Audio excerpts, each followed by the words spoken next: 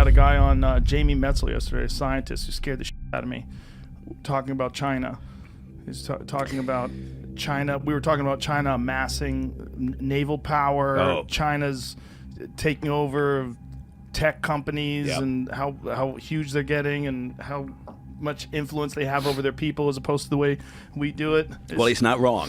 He's No. not, yeah, I can't spot the lie in what you just said, but I mean, look, there's so much we can talk about, but if you think about it, just in the past handful of months, there was this SolarWinds hack, right, by the Russians. So the Russians go in, they hack into a company called SolarWinds. There is an IT management software company that happens to be fairly deep into government organizations, agencies, Treasury, and a variety of others throughout the U.S. government. And they're also into parts of the intel community, Defense Department, and a lot of commercial sectors. So anyway, the Russians figure this out. Now, around about December or January, Microsoft, identified this as a problem. And I think it was the head of Microsoft said, this looks like the most sophisticated attack we've ever seen. So this is December, January timeframe. And they're still trying to figure out the depth of this hack by Russians. At the same time, and going back months and months and months and months before, the Chinese had been engaged in a more sophisticated attack that, while everyone is focused on what's going on and so fully aware that we got problems, right, from nation states out there who don't like us, everybody's talking about SolarWinds, and now it's they've just now released information about the Chinese attack against Microsoft Exchange servers, running the Exchange email systems, and this thing is enormous. And so the Chinese, we've been so focused for 4 years on the Russians, and they're out there to cause us all sorts of problems. So we should be focused on them. But it's China that's the biggest problem. And so this guy is absolutely right. Jamie's right. It was terrifying. Yeah. Listen to what he was talking about, the way he was explaining how they have this plan. I think he said 2049 to be the global superpower of the world and essentially take the place of what America used to be. Yeah, they do it their way. And they do it their way, which means we're going to bypass all the costs and the heavy lift of research and development over the years, and we're just going to steal everything. Yeah. And they've been doing it for decades. So people think, oh, China, it's a problem. We've talked about this before. Yeah. This idea that perhaps this is just something relatively new, or it's popped up during the previous administration of Trump. And honest to God's truth is, it's been going on for decades.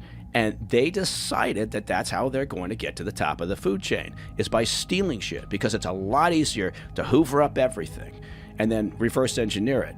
And the technology has made it even easier, right? It used to be old school. They'd go out and recruit somebody. They'd find some Chinese American working for a company here in the States. They'd appeal to sort of, you got to help the motherland, and they would. And that was the old school way of doing it. But, cyber theft it's incredible what they're able to do. And this latest attack, while they're still trying to sort out the mess, right? So when they do this, so if they get into this email server, are they targeting anything specific? Is there specific companies? Are they just like throwing a net out there and seeing what they catch? Yes, is the answer to both of those.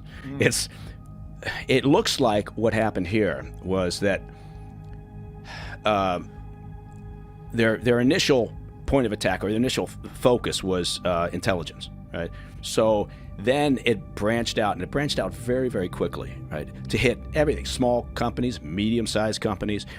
And that's kind of the MO for the Chinese. The Chinese regime, right, their intel operations, they've got this long vision. And they've also got the resources, and they've got the desire to hoover up everything and then sort it out later. We take, as a country, we take a very sort of targeted approach, right? We say, okay, this is a piece of information that's a priority tasking for the U.S., for our national security. We're going to go out, we're going to figure out who has access to it. We're going to develop a very sort of surgical strike to figure out how do we get to somebody who's got this piece of information. That's typically how we or some of our allies would operate. The Russians, the Chinese have always had a different approach. I mean, the Russians is less elegant. The Russians are just throw shit at the wall and see what sticks, right? But the Chinese, they've got this long view, and they've also got this ability. And so in this particular attack that they're still trying to assess, that was perpetrated by, Chinese state-sponsored hackers based in China. They're just going to take everything, and then they'll sift through it. They'll figure out what they got. A lot of it's going to be just, chafe, not of interest, but they're going to find a lot of gold in there too. And they're willing to do that because they've got the patience to do it. They'll develop a target. They'll develop a potential recruit for years and years and years. Or they'll infiltrate a society or an organization, right? They'll put a student out here who's actually working for the PLA, for their intel operations, and they'll put him out as an undergrad. And then they'll go to school, and they'll get good grades, and they'll go to a grad school, and then they'll get a job, and they'll get another job, and then 30 years down the line, it may pay off. But they're willing to make that investment. So we should be scared. Well, we shouldn't be scared, but we should, yeah. I don't think we should be scared, but I think what we should be is pragmatic and understand why. For instance, I mean, there was a lot of, hue and cry over the past 4 years. I can't believe I just said hue and cry. I don't even know what that means. I don't know. It's old-timey. Is it? Yeah, oh, by golly. Look at me. Cry? It's like the cat's pajamas. So, 4 years of Trump and sort of his antagonistic relationship with China, and people were all wringing their hands in Washington, D.C., sort of the think tankers and the traditional pundits and the diplomats of the U.S., the long-term people. They're, oh, my God, we've got this adversarial relationship with China. Well, you know what? We better, right? So that's not a bad thing. So I'm hoping the current administration maintains to some degree. And we'll see what happens. They still haven't responded to the SolarWinds, to the Russian hack, right? And they're talking about it. Now they're saying they're gonna engage in several clandestine retaliatory acts. Well, it's not that clandestine because they've announced that they're going to do it.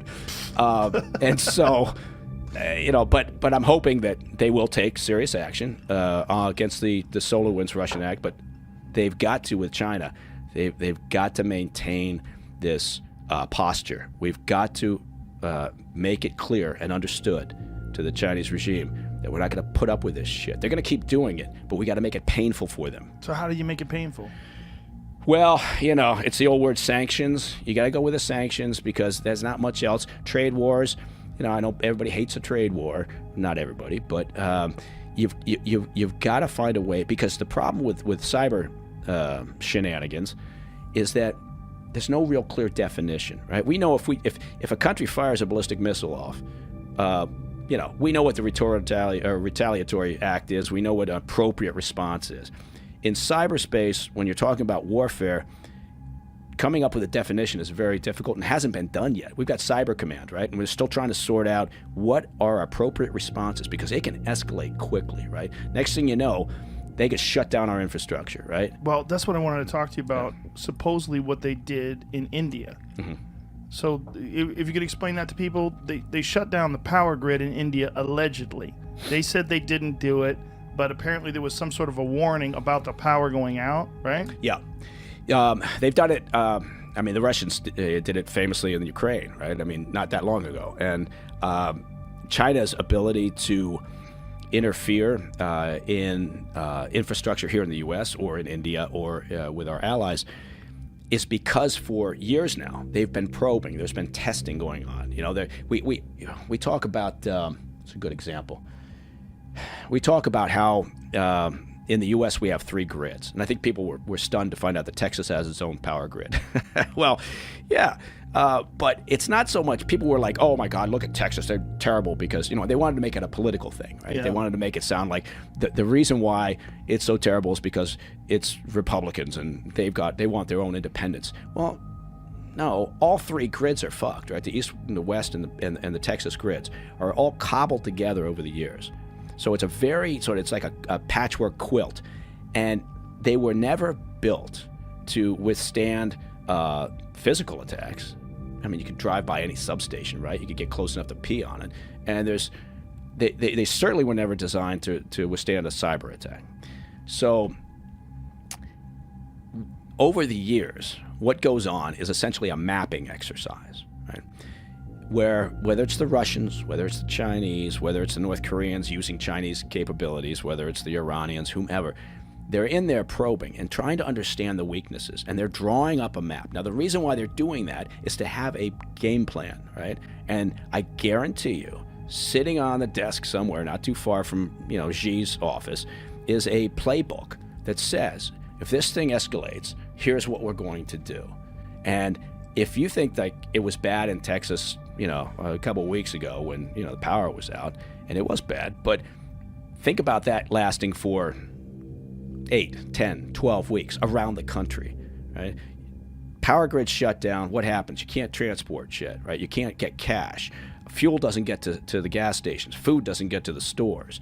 There's, depending on the time of year, heat issues, obviously, water supplies. And that's where the next big battle is going to be fought, right? They're going to bring it to the homeland. And we will do the same thing, right? It's not like we're not doing it, because people always say when I say something like that, well, the U.S. does it too. I think, well, fuck yeah, the U.S. does it. We better hope we're prepared. Does that frustrate you when people say that? Well, the U.S. does it too. Yeah, it does in a sense, because, and this is where I think, now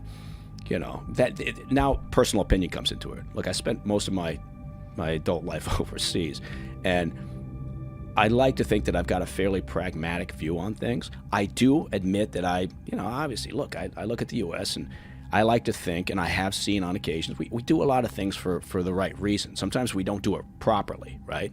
We make mistakes. Of course we make mistakes. But we try to self-correct. I guarantee you, if we're talking about the major powers out there, if we're talking about China and us, if we're talking about the Chinese regime, I'm talking about, obviously, if we're talking about the Russians, the Iranians, the North Koreans, we better hope that we stay up there, right? And are able to exert influence and leverage and control at the top. Right, because if it's and again, maybe I'm wrong here, but the Chinese don't view anything in an altruistic manner. The Chinese regime, right? It's all about self-interest, and sometimes I'll tell you what's frustrating. Sometimes is we seem to be the only country out there that apologizes, right, for that sort of thing. And so when we act in our own best interest, and we go, well, we're really sorry about that. We're kind of acting in our own best interest. Well, every other nation does it, and they don't give a Yeah, but shouldn't we be the moral high ground for the world? I think we should. I think it's nice if we do all the same shit they do. We say sorry. Yeah.